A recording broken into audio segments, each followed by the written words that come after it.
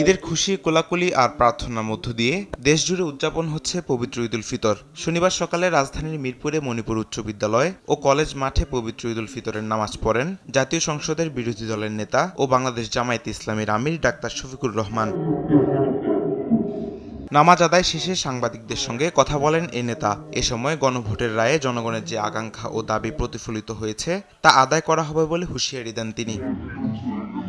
এ সময় ঈদযাত্রায় নানা অনিয়মের অভিযোগ তুলে সরকারের সমালোচনা করেন তিনি। একমাত্র আরএফএল ক্লাস পাইপ নিশ্চিত করে প্রতি ইঞ্চিতে সঠিক থিকনেস ও সঠিক মাপ। পাইপের বস না কিনলে লস। পরে রাজধানীর মিন্টো রোডে তার সরকারি বাসভবনে ঢাকাস্থ কূটনীতিকদের সঙ্গে শুভেচ্ছা বিনিময় করেন জামায়াত আমির।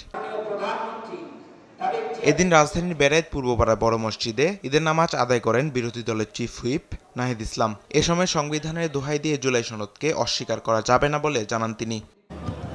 এদিন জামায়াতের সেক্রেটারি জেনারেল মিয়া গোলাম পরোয়ার গণভোটের রায় বাস্তবায়নের জন্য সরকারের প্রতি আহ্বান জানান। তামিম মাহবুব, দেশ টিভি, ঢাকা।